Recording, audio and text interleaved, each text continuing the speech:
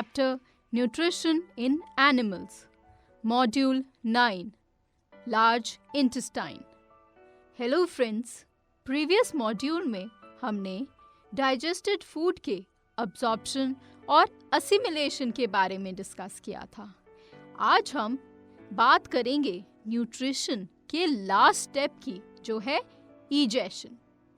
Digested food से सारे useful substances absorb होकर यूटिलाइज हो जाते हैं, पर फूड का कुछ पार्ट डाइजेस्ट नहीं होता और वो अनडाइजेस्टेड फूड स्मॉल इंटेस्टाइन से लार्ज इंटेस्टाइन में एंटर होता है. Undigested food enters in the large intestine from the small intestine. Large intestine की लेंथ 1.5 मीटर होती है. ये स्मॉल इंटेस्टाइन से वाइड यानी चौड़ी और छोटी होती है. Large intestine is about 1.5 metre in length. It is wider and shorter than small intestine. Undigested food में वाटर और कुछ सॉल्ट्स प्रेजेंट होते हैं. लार्ज इंटेस्टाइन एक्सेस वाटर और सॉल्ट्स को अब्सॉर्ब कर लेती है. Large intestine absorbs excess water and salts from the undigested food. Water और सॉल्ट्स अब्सॉर्ब होने के बाद जो वेस्ट बचता है वो रेक्टम में पास हो जाता है. सेमी सॉलिड वेस्ट यानी फीसीज रेक्टम में स्टोर होती हैं और टाइम टू टाइम बॉडी से बाहर एनस के थ्रू एक्सक्रीट कर दी जाती हैं. Semi solid faeces are stored in the rectum. It is then passed to the anus through which they are removed from the body. और आपको पता ही है ये प्रोसेस क्या है. ये प्रोसेस इजेशन है. बॉडी से अनडाइजेस्टेड फूड वेस्ट के रिमूवल को इजेशन कहते हैं. फ्रेंड्स, कभी-कभी हमें इन्फेक्शन, फूड पॉइजनिंग या इनडाइजेशन की वजह से डायरिया हो सकता है. इस कंडीशन में हम फ्रीक्वेंटली वाटरी स्टूल पास करते हैं. Sometimes due to infection, food poisoning और indigestion, we pass watery stool frequently. This condition is known as diarrhea. इस कंडीशन में बॉडी से बहुत सारा पानी और सॉल्ट्स का लॉस हो जाता है और बॉडी में सीवियर डिहाइड्रेशन हो जाती है.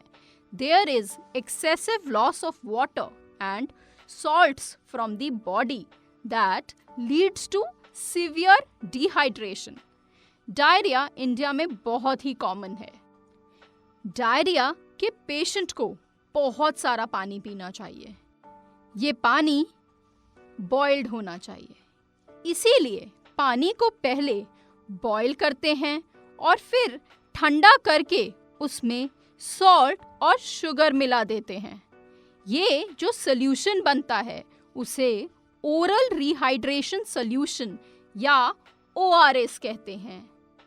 The patient must be given plenty of boiled and cooled water with dissolved salt and sugar. This is called oral rehydration solution और ORS. तो फ्रेंड्स, आपको समझ आया कि डायरिया में ORS का कितना इम्पोर्टेंट रोल है. डायरिया के अलावा डाइजेस्टिव सिस्टम में कुछ और डिसऑर्डर्स भी हैं जिनकी हम अब बात करेंगे. ये हैं कॉन्स्टिपेशन और स्टमक अल्सर्स. पहले बात करते हैं कॉन्स्टिपेशन की. फ्रेंड्स, अगर हम डाइट में कम लिक्विड्स लें या कम रफेज लें तो बावल मूवमेंट्स डिफिकल्ट हो जाती हैं और ड्राई और हार्ड फीसीज एक्सक्रीट होती हैं. इस कंडीशन को कॉन्स्टिपेशन कहते हैं. If one does not take sufficient water and roughage in their diet, the person suffers from difficult bowel movements, characterized by dry and hard feces. Friends, एक और digestive disorder है stomach ulcers. जब हम food को अच्छे से chew करके नहीं खाते तो डाइजेशन अच्छे से होने के लिए हमारी स्टमक वॉल को ज्यादा हाइड्रोक्लोरिक एसिड प्रोड्यूस करना पड़ता है।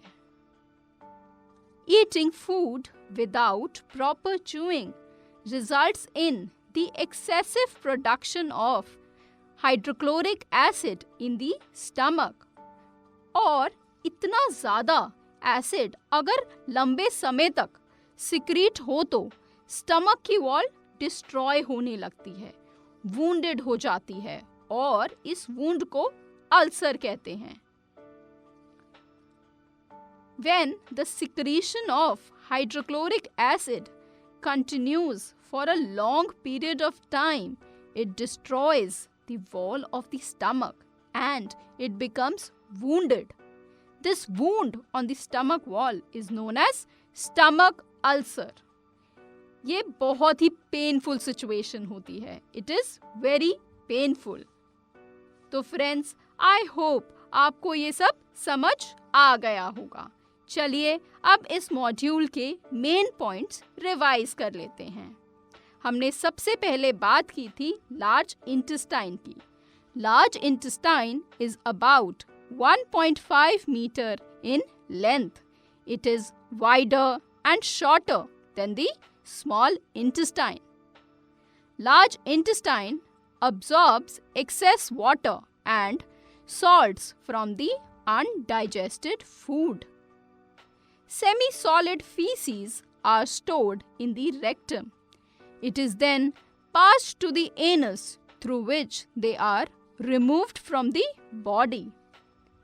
फिर फ्रेंड्स हमने बात की थी कुछ डाइजेस्टिव डिसऑर्डर्स की, जैसे डायरिया, कॉन्स्टिपेशन और स्टमक अल्सर्स।